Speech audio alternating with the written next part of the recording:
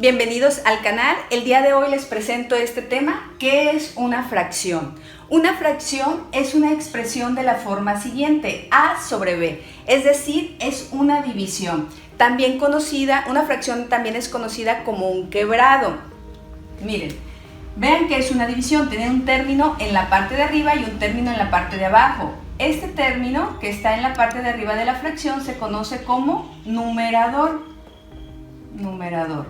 Y el término que está en la parte de abajo de la fracción se conoce como denominador.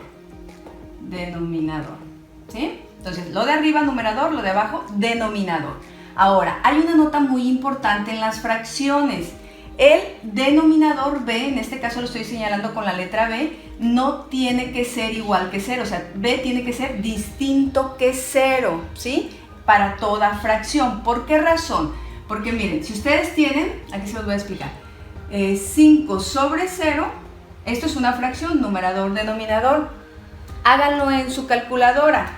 5 entre 0, ¿qué les dice? Error matemático. Dice error matemático. Es decir, 5 sobre 0 no existe cuando el denominador es igual que 0. Entonces, esa es una restricción de las fracciones. No existe una fracción cuando el denominador es igual que 0.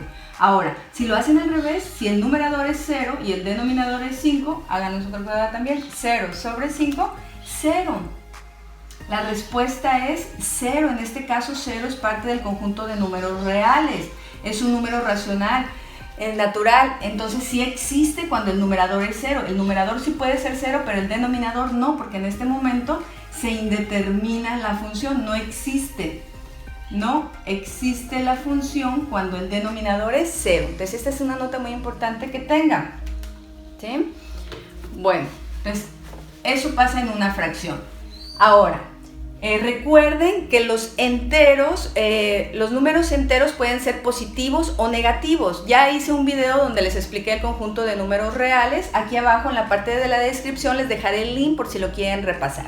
Bueno, ¿qué pasa cuando una fracción es negativa? Pues se siguen las leyes de los signos. Recuerden que en esencia una fracción pues es una división.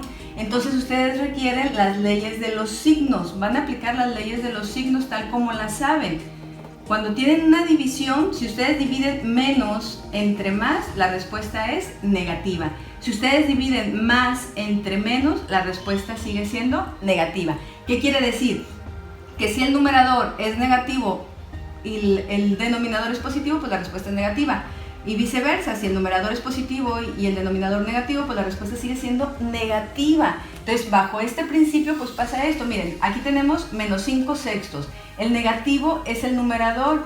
Entonces, aquí está negativo, pero también su equivalencia puede ser 5 sobre menos 6. Aquí positivo, pero aquí negativo, porque menos entre más, menos, más entre menos, menos, o sea, es decir, toda la fracción es negativa. Entonces se acostumbra a que lo escribamos así. Cuando uno, ya sea el numerador o el denominador sean negativos, pues toda la fracción es negativa. Entonces el negativo se lo ponemos aquí, ¿sí? Muy bien. Ahora, las fracciones tienen una representación gráfica. Ustedes pueden representar gráficamente cualquier fracción utilizando cualquier figura geométrica, ya sea un círculo, un rectángulo, un cuadrado, un pentágono, un hexágono, cualquier figura geométrica que ustedes decidan usar. Miren, aquí les traigo estos dos ejemplos. Por ejemplo, aquí tengo 2 tercios, numerador 2, denominador 3.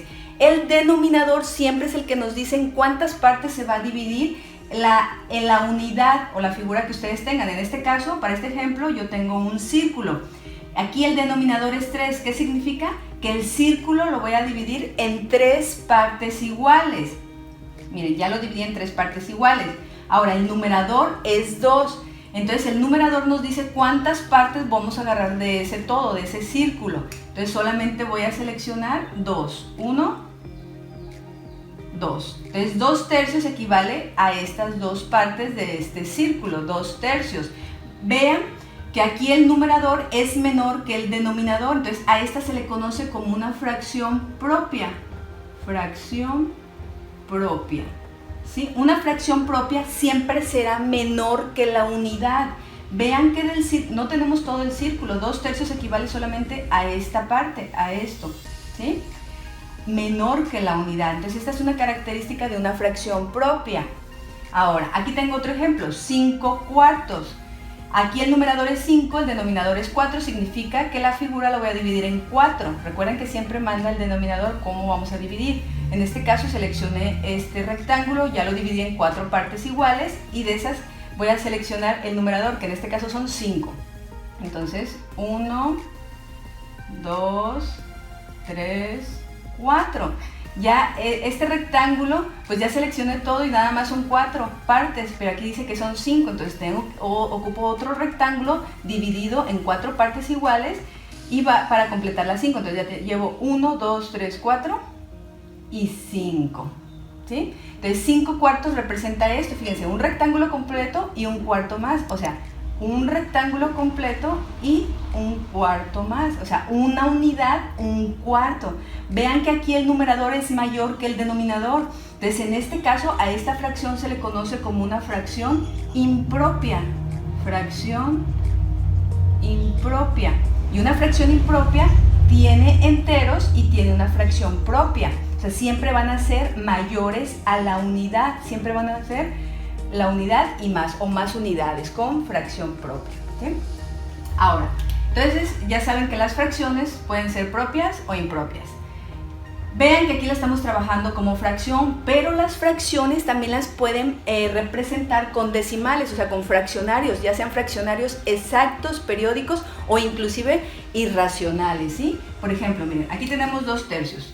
2 entre 3 equivale en decimal, háganlo en su calculadora, 2 entre 3, 0.6666, 0.6666 hasta el infinito. Aquí puse la barra de periódico porque este 6 se repite hasta el infinito. Es un periódico, es un número fraccionario periódico, ¿no? Porque sigue hasta el infinito.